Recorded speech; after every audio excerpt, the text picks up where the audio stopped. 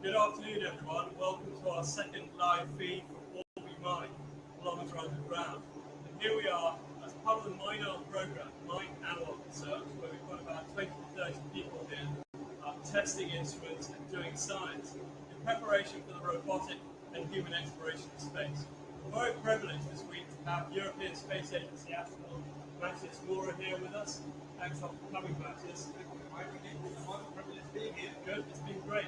And Matthias has been learning sampling protocols, learning what it's like to do field research here on the ground. So for schools out there, if you've got any questions for Matthias, please start sending them in the comments box. And in about 40 minutes' time, Matthias and I are going to have a chat about what he's been doing here, about the salt crystals we've been looking at, and how one might look for life as an astronaut on Mars. So send those questions in. There will be effect here, and we will talk about how to let one of this has to do looking for life on Mars. Great, thanks a lot, Matthias. In the meantime, we're going to go on a little tour of what's going on here. We have scientists from the United Kingdom, from NASA, other places in the US, and other places in the world, all gathered here for 2 weeks in this unique underground facility that is run by the Science and Technologies Facilities Council. And as you'll see later, not only have we got astrobiology going on here, but also fascinating science like the search for dark matter and those elusive materials in the universe that scientists are still looking for. So we'll be talking about the science, the technology, and education. So let's carry on this way, and we'll start to have a look at some of the instruments that we've been using in the mine. So just a bit of history. This mine has been going for about 40 years. It's an active mine. It mines potash that's used in fertilizer and salts as well. And about 4 or 5 years ago, we began the MINAR program, Mine Analogue Research, to use this place to test technologies for planetary exploration. Now, I know some of you might be thinking, what are you doing a mile underground, or a kilometer underground rather? Why are you down here doing planetary exploration? There's a number of reasons. First of all, science-wise, we're looking for life deep underground. We're trying to understand what sort of living things can grow a kilometer underground in these salts that are 250 million years old, Permian salts. So there's a scientific reason to be here, to understand life here. Also, we're in a working mine, which means that some of the technologies we use might be used by the mining industry.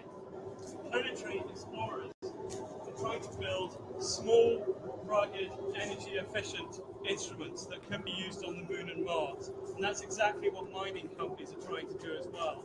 Build small bits of equipment that can be used in mining environments to monitor the environment, to study the quality of ores, to look at the geochemistry. So there's a connection between mining and planetary exploration.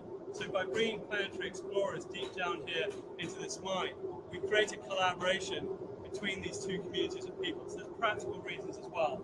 If you have a look over here, here are some of the salts that we find in this mine. Halite salt. So for example, this salt that you can see here is essentially sodium chloride. It's just like your table salt, but it's got a lot of clay and organic material in, and we know that there are halites on Mars. We find these inside craters where water has evaporated, leaving these salts behind.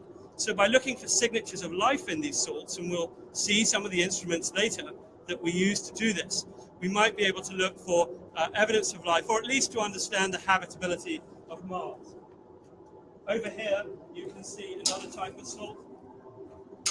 This is called polyhalite, and in fact, it's very different from your table salt. It's not got chlorides in at all. It's made from sulfates, and sulfate salts are also a very common type of salt on Mars. So it's very interesting to us to look at these types of minerals, to understand how they form, and whether they can preserve signatures of the past habitability and possibly even biology of this mine. What can we learn from these salts that might help us prepare for the exploration of Mars? Another reason for being here is scientific collaboration. Science depends upon links between scientists working together effectively. So by bringing people to this extreme environment, we can get people to work together in ways that they may not otherwise done if they're just back in their laboratories, isolated from one another. So it doesn't matter whether you put 20 or 30 people in a mine like this or send them to Antarctica.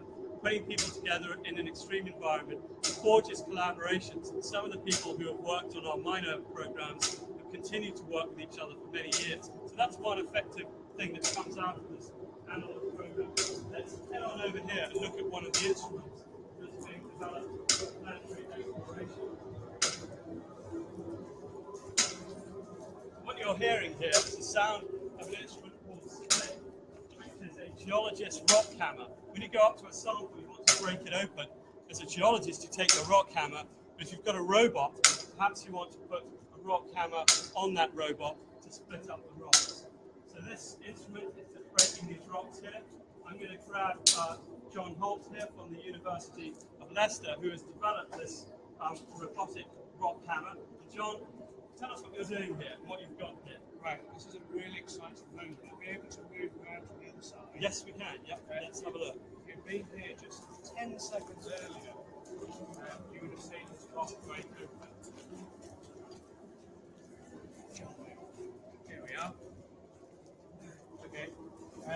So, Chris, are you able to come right down low and have a look at this? As you can see here, this is the tip of Split. And just as you arrived, Charles, as you're walking up, this piece of rock here was positioned in this kind of location here, and we were deliberately trying to knock this away.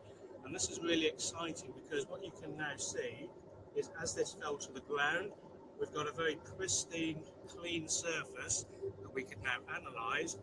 Or if we had a rover here, which is what we have on Mars with Curiosity, you might have a camera or a microscope that you could position up to here, and you would be able to look at what was inside the rock.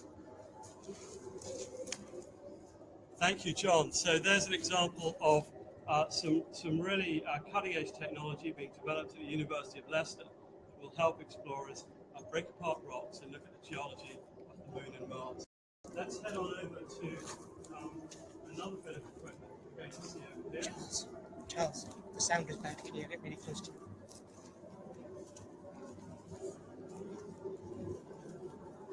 So what we've got here is an instrument that has been approved for flight on the European Space Agency's ExoMars rover. It's called Habit, and it's an instrument that allows us over there, and it allows us to look at the behaviour of salts on Mars. So we're delighted to have a team here from the University of Luleå, University of Technology in Sweden, and this team will be developing this instrument as well as other bits of kit. So Albert, do you want to tell us about Habit instrument, how it works? Yeah, sure. So Habit instrument is an instrument that will be in the commercial surface platform to characterize the habitability of the ExoMars landing site. And for that purpose, it has an environmental package with several sensors. It has UV radiation sensors. It has also ground temperature sensor, both very important for what we are trying to characterize, and also air temperature sensors that will be eventually used also for measuring wind speed and direction. But apart from that environmental package, we have an experiment called Bottle, whose main purpose is to study the water absorption that we think is taking place on Mars. So this water absorption is very important because when it's happening, then we could have liquid water on Mars surface. It has not been directly measured yet, but that we think is essential for life or for a future human exploration. So this is the first step in technology demonstrators. And with this experiment, we can actually use salts that are common on Mars that are highly hygroscopic. So for them it's quite easy to absorb water from the atmosphere, and that's what we are doing here. So testing those salts. This is an environment in the mine. The operations in the surface, the protocol is functioning in the engineering. Great, thank you very much. And so the other instruments that are being developed by this team include a particle detector, and also they're looking at an environmental suite that allows you to measure environmental conditions on the surface of Mars and on other planets over a long time period. One of the exciting things about working here is the opportunity to set up instruments that can work over many months. So the environmental sensor suite that they've developed will be here for the next measuring conditions underground so that we can better understand what salty environments are like, what sort of conditions they provide for people perhaps working underground or life underground as well. So thanks a lot, Alvaro, and thanks to your team. Thank you very much. We're going to continue to head back into the lab now and look at some of the other instruments that are being developed here. So you can see that being underground is giving us an opportunity to test different types of instrumentation. It's also worth pointing out that astronauts will one day probably go underground on the Moon and Mars. Some of the best places to explore on those planetary bodies are caves and lava tubes. We know that there are caves on Mars and lava tubes on the Moon and Mars as well. And some of these subsurface environments, at least on Mars, may be the most promising places for life, where conditions are potentially more habitable, where there may be liquid water. And so testing technology for the exploration of the subsurface of Mars may help us to try and find habitable conditions underneath the surface of that planet. So that's another reason for being a kilometer underground, to test all these technologies. Last week, we had the first surface to subsurface test of an extravehicular activity, essentially an expedition on Mars, where the group of scientists underground was being controlled by a mission control on the surface of the mine. And so we can test out operational protocols for astronauts working underneath the surface of the Moon and Mars from a surface habitat. So this is another aspect of the Boulby Mine environment, is the opportunity to test these operational considerations, not just the technology. I'm just going to show you now another instrument that's being developed with the University of St Andrews here, who are developing an instrument that allows us to do fluorescence, ultraviolet fluorescence. So I'm just going to ask here, Boris, can you tell us what this instrument is and what you're doing? Yes, exactly. So as you know, the human eye can only perceive a part of the electromagnetic spectrum. But in fact, when you look for life, you have to expand your vision. And there's a very good example for that. So I will ask Matthias to show the light on these two bottles. And you will clearly see that in the visible light, if you switch it off and we are visible light, they are they have the same color. When you glow, when you have this UV light on it, you'll see there are two different colors.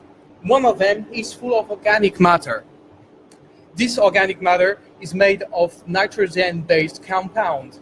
The same compound here are from organic dissolved matter, but they're also present in your DNA, meaning when you look for life or its basic constituent, its basic building blocks, looking in the UV is a very good thing. That's why everyone knows about the UV fluorescence, because most of you have seen CSI when they use this technique to detect blood or some other liquids, because blood is full of proteins, it's full of all these things. Yeah, and what I understand, the only difference now is we're not looking for dead people, but we're looking for life, no? Exactly, so we're more positive use. It's a way more positive use. That's a very good point. And so why we are doing that? Because in fact, ESA, for the next mission on Mars, has selected one of the instruments as a UV fluorescence. And they think that this technique, because it's contactless, because it's not destructive, because also it's a cheap technology, because this lamp, for instance, it's a very basic lamp. It's a very basic UV lamp. I don't use that. I use way more powerful tool. But this technology, LED, is very developed. So that means this is a cheap technology. And on a rover mission, everyone knows and everyone wants a cheap technology because it's more reliable. And with this UV fluorescence, well, we should be able to both assess the nature of the rocks and the organic matter, because they all have these sensors, these receptors that you've seen glowing in this liquid. So that's the point I want to show here. What can I tell you about it? Here, this is more like what we use in the lab. And I think Matthias can have a bright interest in that, because at some point, the user would be the astronauts. So I will present you each part, and maybe we can chat with Matthias about how he thinks this could go into maybe a space mission or maybe on a planetary mission. So basically, what we have here is you replace the lamp you've seen by this very powerful LED tool that is here. It's not something you can find online. It's clearly like a very powerful LED. I can show you here because it's off. So you see you have only one LED. It's very powerful. You have this camera. This camera will give you nice pictures, but your eyes will be replaced here by this optic fiber that will capture all the information on the rocks or on the organic matter that will go finally into the spectrometer. The spectrometer, in a way, is like your brain. It will analyze the signal. It will see more colors than your eyes can do. And from the spectrometer, you can use on the computer, from some samples, have their signatures. This example, I think, is a very good one. Sorry. It's a very good one. It's called endolith. Endolith is a type of salt. And underneath... Yeah. It's difficult to see now the slide on the computer. Oh, okay. Boris. Yeah, tell me. So it's like I'm here also to understand how to use your technology for detecting life later on Mars. So one of the questions is, can I use this technology and walk around on Mars and like in the CSI film see like, okay, there are traces on the ground, there's life. Is that a use that you could think of? That's a very good point. As an astronaut probably needs to have hand-free most of the time, we can think about having like a very powerful UV light on the helmet. Okay, so like this? Like this. But to do that, you have to be sure that everyone is wearing a visor to protect your retina, because the more powerful the LED, the laser will be, the better result you will have, but also the more dangerous it will be for your safety. But if you have this light, you can switch on when you're in a very dark environment and try to find some source of some hint for some biomaterial, some biomarkers on the walls of the cave, on the soil, and decide what you want to pick up. Very good.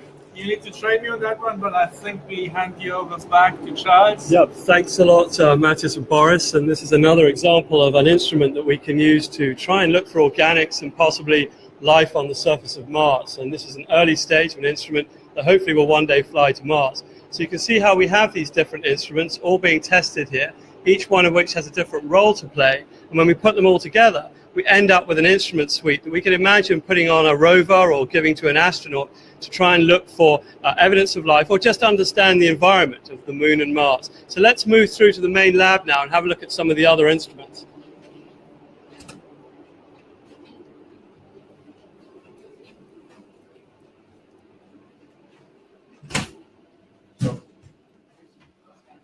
So we're moving through here to the main lab. I'm going to embarrass Lou here for a second time today, and Sean, to point out that these are the people that really make this STFC lab happen. We turn up and we do our experiments, but there's a lot of logistical planning that goes into this, a bit not unlike a space mission. A lot of planning with people coming down here, getting all the equipment ready for teams to come out into the field. And it's the team here that really put all this together and make this run smoothly. Let's carry on through here, and we're now going to be moving into the cleanest part of the lab. This is towards the class 10,000 part of the Boulby Underground lab. White down into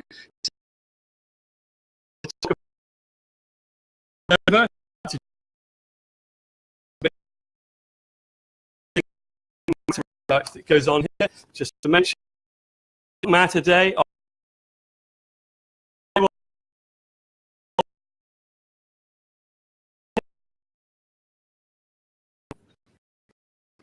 Hi guys.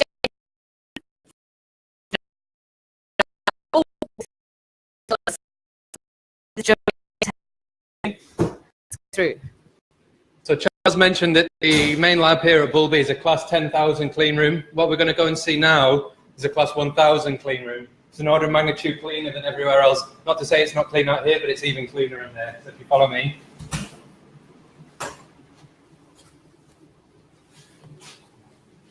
So Jen can show you through the window. What we have here is called the Boulby Underground Germanium Suite, or Bug Suite.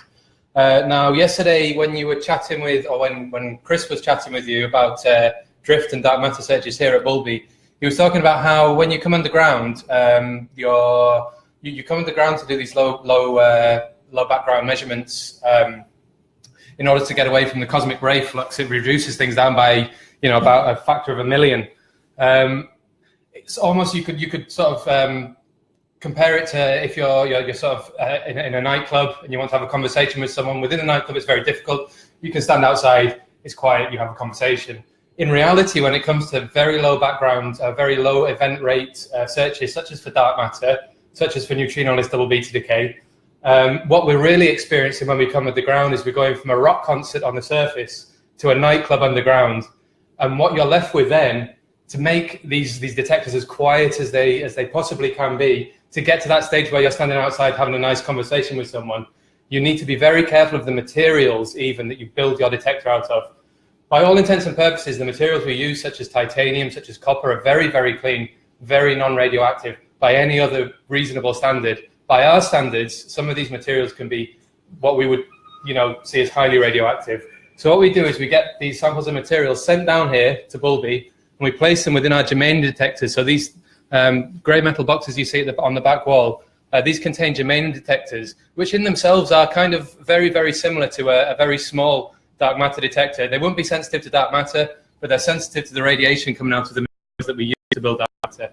So the cleaner materials we can get, the more chance we have of detecting rare events such as an interaction between dark matter and our dark matter detector, or the interactions that you would see for neutrino-less double beta decay. Great, thanks a lot, Paul. Thank you, Paul. So as you can see, there's much more than astrobiology going on here. And some people might say, why are you down here a kilometer underground? Part of it is that we not only collaborate as astrobiologists between us, but also with other scientists. So you've got astrophysicists and physicists looking for dark matter, astrobiologists testing equipment for the moon and Mars, all working together in the same lab. And that gives us an opportunity to talk about common ideas for science, common technology, and to create a collaborative environment where we can do the best science possible. So let's come through here to the main laboratory area. The Boulby Underground Lab is one of the few underground science facilities in the world. There's about 4 or 5 labs like this. They're very unusual, they're difficult to build, it costs a lot of money to construct a laboratory deep underground. And once it's there, we can use it to carry out all of these different experiments. We're moving towards now the drift detector, which is a detector that is being used to search for dark matter. If I can get Chris over here, he will tell you what dark matter is. And why are we looking for it, Chris? So dark matter, what dark matter is a question that quite a lot of physicists are asking. We have no idea, in short, but this is one of the biggest problems in physics. So the big question is, what is the universe made of? When we look at the night sky, how galaxies move and other bits of information, what we find is that a huge percentage of the entire universe just isn't there. It's missing. We have no idea where it is or why, but we definitely know there's stuff there. There's definitely matter, there's mass, and for one reason or another, it doesn't seem to interact with light, so we call it dark. So we coin it all this dark matter.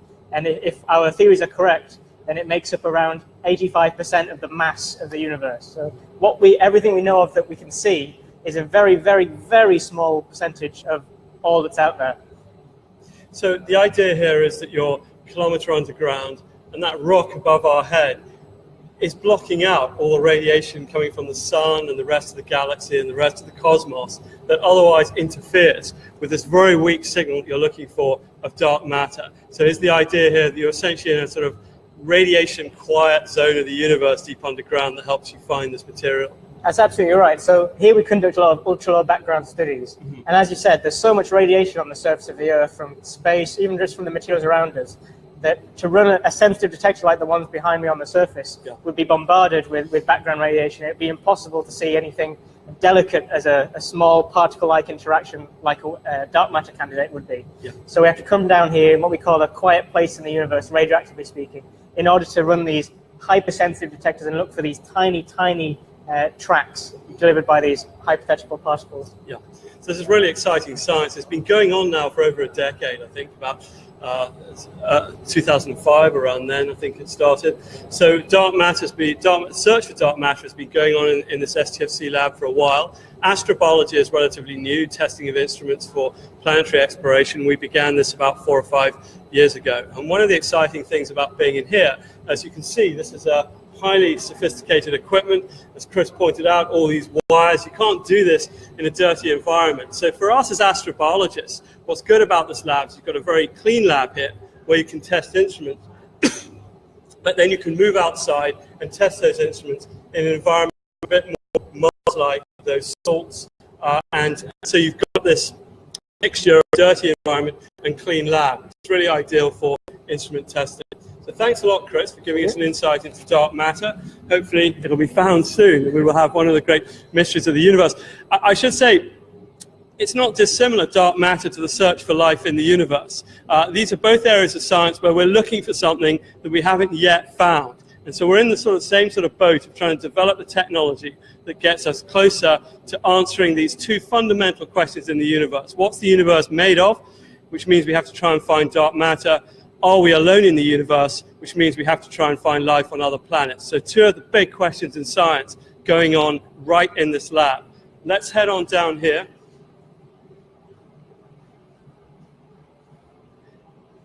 And you can see a gathering of enthusiastic, hard-working astrobiologists down here looking at another instrument that we're developing as part of mine analog research, or at least providing the opportunity for it to be tested. And this is the close-up imager. It's an instrument that has been accepted for flight on the ExoMars lander. It comes from the Space Exploration Institute in Switzerland. And I'm going to see if I can pull Jean-Luc away from this discussion to see if he can tell us about the close-up imager. Jean-Luc, could I ask you about the close-up imager? Tell us what you're doing here and what this instrument's about. Okay, hello. So a close-up imagers mean, the acronym is COOPY, and this is on board the ExoMars rover. Let me explain this. Okay, so come to look here. So it's like this. This is put on the rover, accommodate on the drill box actually. Okay, so picture of the rover here. So the drill and the COOPY instrument is on the side. And this is corresponding to the end lens of the geologist, you can say. So it's a high resolution camera in color, and we have the capability to look around, okay, to look at the texture, to look at the outcrop of rocks, and mainly the sample from catching from the 2 meters above the surface. So the core, you're drilling into the ground on Mars, the core is coming up on the ExoMars lander, and then the close-up imager is going to go in there and take some pictures of the core material and show you really what you've got and what sort of material that you have. Now, so we're seeing a picture here of what you might expect. This is the calibration target, I think. Is that right? Yes, that's right. So this is a calibration target from Aberystwyth University. This is a partner of a science instrument. And you can see here that the rocks that have been taken just this morning, actually. Yeah? And so it's a huge, very nice team of COOPY. Yeah. So you can see these wonderfully clear images, crisp images. This is what the close-up imager is about, taking really high-quality images on the surface of Mars of material coming up from underground. I should also say that Jean-Luc is being modest because he's already had a camera take images of rocks on the surface of a comet during the Rosetta mission, right? So you've already had a successful instrument, and now that instrument is going to be on its way to Mars soon, taking pictures of rocks. So thank you very much, Jean-Luc. So what you can see here is that if you're getting the idea, we go onto the surface of Mars, we collect our sample by using an instrument like SPLIT that can break the rock open, or we can drill the sample. Then we get our SPLIT sample and we can analyze it using the close-up imager. We might then look for signs of life or organics by using a UV fluorescence instrument. So the whole point of the Mars Analogue Program we have here is to get different instruments working in sequence as if they were studying samples on Mars, or perhaps being used by an astronaut. Matthias Maurer here is trying to understand how an astronaut would prepare to go to Mars and what sort of what sort of materials they might look for. In a moment, we'll talk about what those salts are that are found underground here, that are 250 million years old, and how salts have a link to Mars. But that's the laboratory, and you can see that there's a range of experiments going on from astrobiology to dark matter. We plan in the years ahead to continue mine analog research, but to start to use rovers. As I said earlier, we've already done a test from the surface to the subsurface to prepare for the exploration of Mars and doing simulated expeditions. In the future, we'll be operating rovers underground from the surface and contributing not only to astrobiology, but the possibility of using rovers to in the mining environment to search for ores, to look for minerals that miners might want to dig up from underneath the ground and bring to the surface safely. So there's very much an Earth-based application to this research. So we come through here. The mine hosts scientists all year round, physicists, astrophysicists, other groups of people as well. As astrobiologists, we tend to come here once every couple of years or so to run a MINAR program. We are now going to get ready to move across into the other part of the lab and talk to Matthias, the astronaut. Remember to send your questions. In the meantime, I'm going to hand over to Chris here, who is going to have a quick chat with another group that we have here that has a Raman instrument, a Raman spectrometer, which is a type of instrument that can be used to study signatures of life or look at the geology of different rocks. So the Raman team will give you a brief summary of how their instrument works and what they're doing, whilst I get ready to go into the other part of the lab for our discussion with Matthias. Hi guys, so we'll go and check in with the Raman guys and see what's going on. So, hello. Who are you lovely people? Do you want to introduce yourself? I'm David Wilson, and I'm from NASA Ames. And my name is Anushri, and I'm working with David here on Raman laser spectrometry. Lovely. So what are you doing in here? What's going on? So this is the instrument called Raman laser spectrometry. As you can see, we have some peaks. So why it is important? It's important because it characterizes and identifies a mineral. And if there is any organic matter involved, trapped in these crystals, it is important to detect. So that's what this tool does. Yeah. That's why it's important for astrobiology, in terms of Mars especially. Okay. And the way it works is we have a laser, and the laser is switched off, by the way. And we point it at the rock, and molecules or rock molecules in the rock fluoresce in resonance with the laser. That is, they emit photons. They absorb the laser energy and emit photons. And the photons are fed up through one of these wires, and then it goes to a spectrometer, which results in all these peaks being made. So these tell us that there is a mineral along that line at this wavelength, and then we can look it up in the library and find out what that mineral is. So you're investigating the properties of the rocks by using a laser, shining on them, and then seeing what S-rent you get off that. Yes. Great. Fantastic. So you can't see this on the screen, but there's a very, very distinct peak. So do you have any ideas what this peak is, or is it still in the early stages? It's still in the early stages. Right. We need to interpret later on the results of these. I mean, what exactly what element it's these. Yeah, we're trying to get through as many rocks as we can, and then we'll interpret the peaks after we've got nice pictures and spectrographs. Well, lovely. Thank you very much, guys. I'll leave you to it. I know you're very busy. Thank you so much. I'm going to hand you back over to Charles now, so I'll just give this. Take that. Yeah. Thank you very much. Thanks a lot, everyone. That's yet another instrument, the Raman instrument, very powerful instrument. And there's going to be a Raman spectrometer on, again, the European ExoMars rover going to Mars in a couple of years. So we've talked a lot about robotic instruments. We've had a look at Raman. We've had a look at close-up imager. We've had a look at split. There's another way to explore other planets, of course, and that is to send human explorers. So we're now going to go and have a chat to Matthias Maurer, European Space Agency astronaut, who's joining us here in MINAR to train himself for future human missions to the Moon and Mars. So let's go and meet Matthias and talk to him about what he's doing here, and maybe you can ask him some questions about his mission at Boulby.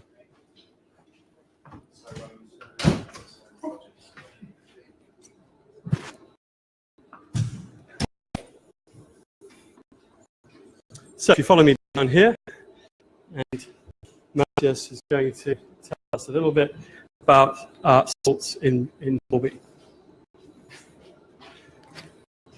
So Matthias, here you are, a kilometer underground, taking part in this Analogue program. What do you think so far, and what are you learning? Well, I'm surprised all the different techniques that I'm learning about, like techniques that will be employed like on ExoMars or on different vehicles that will fly to Mars, land there, rover technology. But I'm also keen on how to apply technology for humans landing on Mars. Mm-hmm. Okay, so coming here is very much about learning what sort of samples you might look for, how best to collect the right sort of samples. What have you found so far? Well, we're here in a salt mine, and so I found these 3 different types of salt, and clearly you can already tell from the color that they are different. Yep. And I learned so far that this here is table salt, so that is used to actually I can add it to my salad or to my food. And this salt here is used to put in the winter on the street to avoid freezing of the street. And this is a very special type, and I'll show you a trick that I learned. Okay, doesn't work. You can hear that almost China-like sound of that rock. Yes, and since I studied material science engineering, I know that you can relate the sound also to the material properties, so which is the Young's modulus that affects a lot of the sound. So yes, and we also found some liquid salt solutions, brines, which you explained me how to collect properly, so that I don't contaminate the content of this salt brine. And you explained a little bit more in detail why this is so important for you. Hopefully, what you've been doing here is that these brines, we think there may be brines on Mars. We haven't detected unequivocally water there, but there's some evidence for brine seeps. There's a lot of salts on Mars. Some people might be wondering, some of the viewers might be thinking, why are you looking at all this salt a kilometer underground? Why have you come here to Boulby? If we look on Mars, we find salts in craters. So, for example, you have a crater on the surface of Mars, which is a big bowl shape, and you get water in there. It will evaporate, and eventually you get salt crystals left behind. There's very, very good evidence for chloride salts on the surface of Mars inside craters, a bit like this. So this is sodium chloride, just like your table salt, and as we saw earlier, it's got these inclusions, these clay inclusions and minerals. And we know that there are these chloride salts on the surface of Mars in craters. If you went to Mars as an astronaut and collected this, you'd probably find something similar to this in the sense it would be salt containing dust and other things. And the question is, could it contain life? But it's not the only type of salt on Mars. We also find sulfate salts, which are abundant down here in the Boulby Mine. And I should say that these salts here in Boulby Mine come from a giant inland sea that existed 250, 260 million years ago. If you'd been around then and you'd looked out across this sea, you would have seen it stretching out across most of Europe, and that's how this salt was laid down. So these different salts can tell us something about the possibility of habitable conditions on Mars. Could they even contain life? Okay, so the same type of ocean that created this salt mine here actually could have been on Mars. Like we know that there was water on Mars, and the same sort of processes, exactly. Process, probably not as big. I mean, the Eckstein Sea that formed these salts was a giant inland sea, and it was very salty. We don't know whether such a thing existed on Mars. But the general idea that water evaporates and leaves salts behind, and in those salts, you can trap signatures of past geological conditions, possibly even life, are exactly what we're interested in looking at. Yeah. Most amazing part that I learned so far is that actually such a salt brine is a nice place for creating life, or like supporting life, I should say. Yeah, but it depends on the on the composition of that salt. Have you ever heard of a term called water activity? First time I heard of was this morning when you mentioned it. Yes, we talked about it this morning in the live feed, and I think it's worth covering it again because it's really important for schools and kids, and it's very important for you as an astronaut to know what water activity is. If you take a nice cup of water that you might drink during your lunch break, this is almost pure water, and it has a water activity of 1, which means that the water is very available. Biologically, you can get hold of it quite easily. If you look at something very dry, it has a water activity of 0, something completely desiccated. So water activity is a scale from 0 to 1 that measures the availability of water. if you look at your brine that you collected yesterday in Boulby Mine, that's a sodium chloride brine made from this sodium chloride, and it has a water activity of about 0.75. Now the limit for life, the lower limit for life, is about 0.6. Go below 0.6 and you can have a brine, but it won't be able to support life. It's a really good example of that is household honey. So you may be familiar with the fact that if you open a bottle of honey, put it on your kitchen table, it doesn't go moldy. And the reason for that is that the water activity is too low for life. Honey is essentially a parched desert for a microbe. And some of these salts that you've been looking at, sodium chloride, that forms a brine of 0.75. That's okay for life, but quite extreme life has to grow in there. Some of these sulfate salts and other types of chlorides, like magnesium chloride, produce brines with a water activity of about 0.3. Okay, so a question to you. Yeah. Like my mom makes her own jam, and she adds a lot of sugar to the jam. Yes. Is this the same process? It's the same sort of process. It's a little bit complicated because once you start adding sugar, you get into effects of osmosis where the jam is pulling the water out of the cell, as well as water activity, which is a slightly more chemical concept. But it's all linked into the same thing. You know, very salty, very sugary jams and honeys and other things deny microbes the source of liquid water that they need to grow. And that's one of the reasons why these things don't go moldy very easily. Microbes have a difficult time growing. And can you see that the relevance of this, of course, you as an astronaut, in terms of collecting samples? Definitely. I mean, let's assume I arrive on Mars. Yeah. You want me to find the best samples to bring back an evidence of life in that sample. And so I learned here which types of samples you would prefer over other samples. So I understood that like a good place for looking for life is like a transition where it's not too clean, a transition where I have like impurities on different sides here. These are the interesting parts. That's right. Yeah, exactly. And I think what this illustrates rather nicely is that life needs a lot more than just liquid water. It needs energy. It needs different elements like iron and magnesium. So what you're looking for as an astronaut is an environment or a rock that's got all those things, all these that life needs to grow. So you need something that's got all these different minerals, and as you've just shown, you've got these inclusions in here, these black bits, which could be minerals. You've got some carbon-containing inclusions in there as well. But also that water activity, that critical thing that can limit life, has to be high enough for life. So all these things come together, and it's not simple. And that's one of the reasons why an astronaut has to be trained to understand the potential habitability, as we call it. Habitability means an ability of an environment to somehow sustain the activity of life.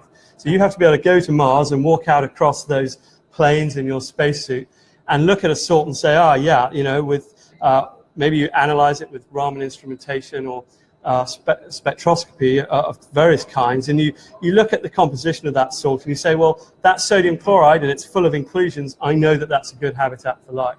Okay.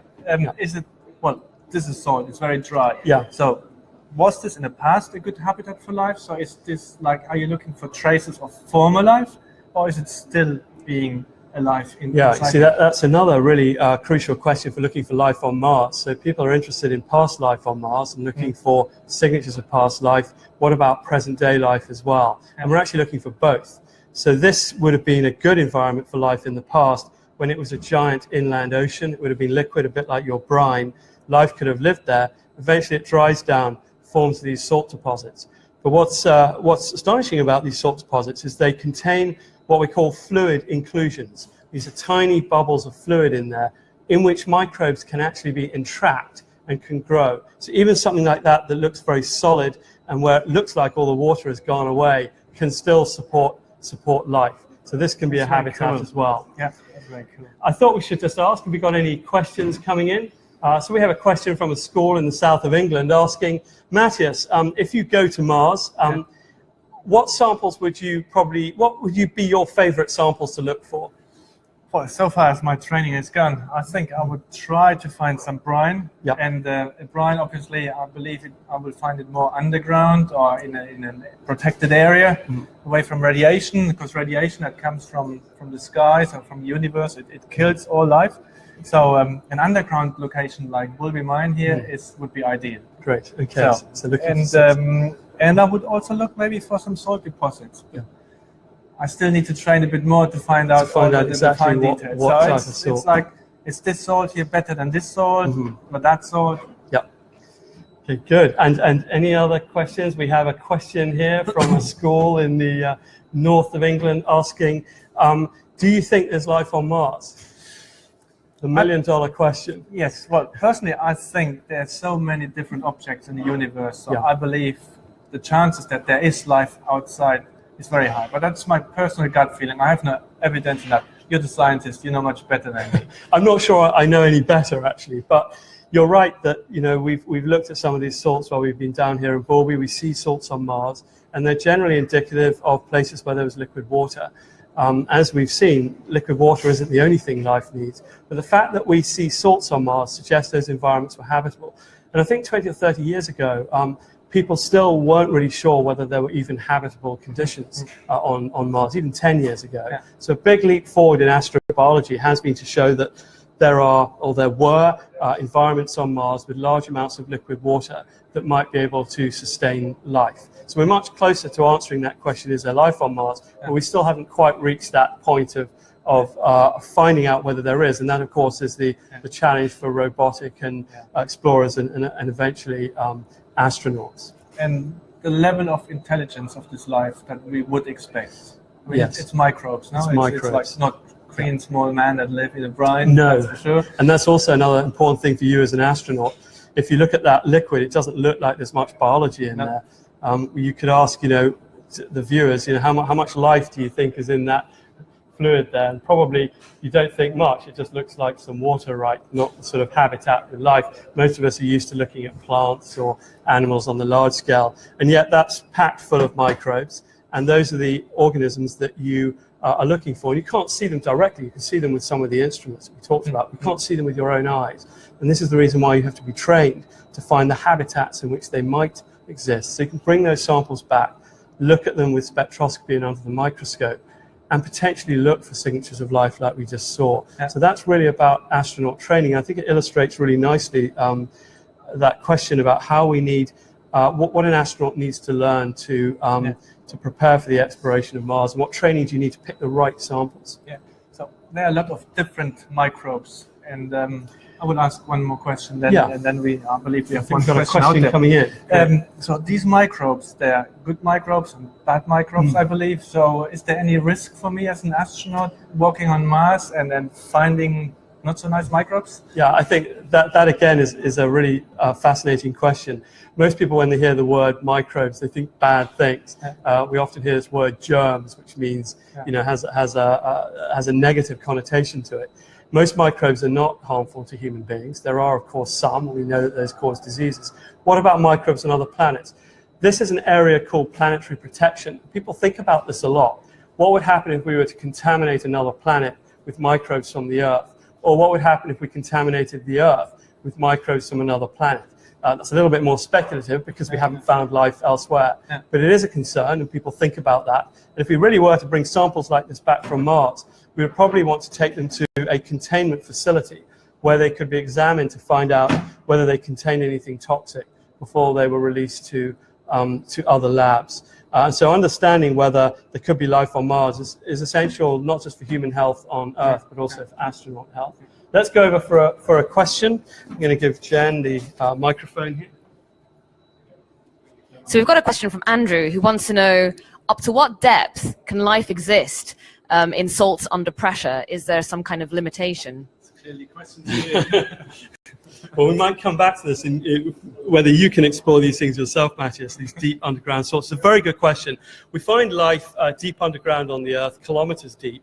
And in fact, if you go down into the Earth, the temperature heats up. And what really limits life ultimately is very high temperatures. Above about 122 degrees, we don't think that life can grow. At least that's our current knowledge. And what depth is that on the Earth? Well, it's something like 5 to 10 kilometers, depending upon where you are. So go deeper than that, and the temperatures are too high for life. We don't know much about the temperatures deep under Mars, so they're a little bit more speculative. It could be a little bit further down because Mars may be a bit cooler in its upper crust. But nevertheless, the point is clear. Life can grow in rocks and salts very deep underground, many kilometers. And of course, for an astronaut, that's going to be difficult to explore kilometers underground. But you may go into lava tubes and caves, just hundreds of meters deep and explore these things.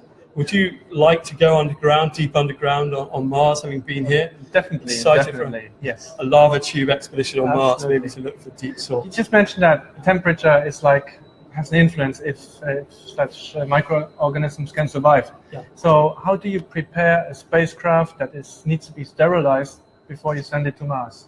Yeah, so we want to clean that spacecraft. So would you put that in an oven? You can put it in an oven. In the 1970s, the Viking landers that were sent to Mars were literally cooked like turkeys in a giant oven. They made a giant oven, they put the spacecraft in there and cooked them to kill off all the biology. Nowadays, spacecraft instrumentation is a little bit more sensitive. You wouldn't really want to put your spacecraft in there, or else you'd probably destroy it. And what about astronauts, right? Yes, I mean, it's like if you want me to have sterile gloves, I don't want you to put me into an oven. We can put you in an oven, but the outcome is not usually very good for astronaut training. So how do we sterilize an astronaut? We cannot. We have humans and we have microbes in our guts. We have microbes on our skin. We can't get rid of them. So once we send humans to Mars, it's almost a foregone conclusion that there'll be contamination. And I think that's one of the reasons why people really want to find out whether there's life on Mars using robots, so we can prepare for human exploration and better assess whether human contaminants might affect the surface of Mars.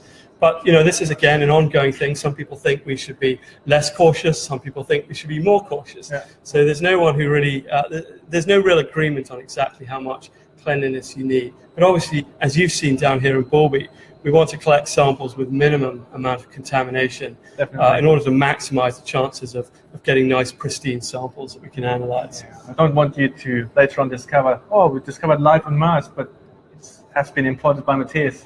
Exactly. We're looking for Matthias life.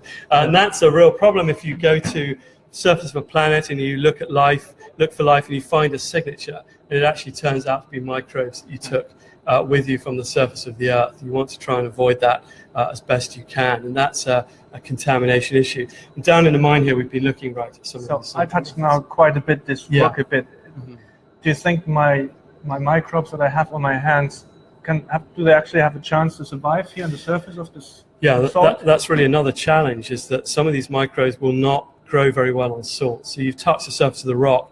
Probably a lot of those microbes will die just because the water activity is very low. They're not adapted to very salty conditions. But some of them might do, and certainly not all environments on Mars are salty. Some environments look like they had a sort of neutral pH. They were freshwater environments, the sort of environments you have outside here in Yorkshire, at least in terms of the concentration of salts in the water. And in those environments, maybe some microbes could survive. So we have to be a little bit careful in thinking about what sort of microbes get shed from people. Could they survive in environments on Mars that have liquid water? And could we actually detect them in our instrumentation? Very good. Another question. So one final question we seem to have from a school in the south of England saying, what would be your favorite planet to go to in the solar system? Get this one right, Matthias. You know what the answer is. Well, I believe we need to have intermediate steps, but definitely my favorite planet would be Mars. Yeah. And if I could fly further out than Mars, I would like to go to Europa or Titan, which are planets or moons of other planets, because they have the probability to contain life. Mm-hmm. But I think we astronauts, we still need to develop a lot of new technology before we can fly that far. Mm-hmm. So the first step of our long way into the solar system will be to return to the moon. There we will check out all the technology, because if it fails, we have only 3 days to fly back to Earth. Yeah. And if the technology is ready and matured, then we can fly like 500 days out to Mars, and then we can try to land on Mars and explore. Yes, absolutely. A long way to go. It's a long way to go, and there's many bodies to explore. But just finally, you said that your favorite planet was Mars, and then you talked about life on Europa. Do you think that the search for life is one of the big motivations for an astronaut to go into space? Do you think it is one of the big questions that would make you want to go to one place rather than another if you were given a choice as to where you can eventually go? Yeah, definitely. I mean, it's not only a big question for an astronaut, but it has been a massive question for all well, all the generations of the ancient people, they look into the night sky, they see a lot of suns and stars, and the big question is, like, are we alone out there, or is there life in the universe, and where did we come from, where are we going to, and what is the future of humanity? So I think massive questions, and space has a lot of answers. Thank you very much, Matthias. I think that's a very good place to end. What is the future of humanity? And down here in the Boulby Mine, preparing instrumentation to try and understand other planets, maybe look for life and look for the material from which the universe is constructed. We're getting closer to answering some of these big questions in science. What is the nature of the universe? Are we alone in the universe? Thank you very much for joining us, everyone. Thank you very much, Matthias, for joining us in this discussion, and in fact for just being here as part of MINAR. And keep tuned in, because we will continue to do small live links about some of our teams up to the end of MINAR 5 at the end of this week. Thank you very much, everyone.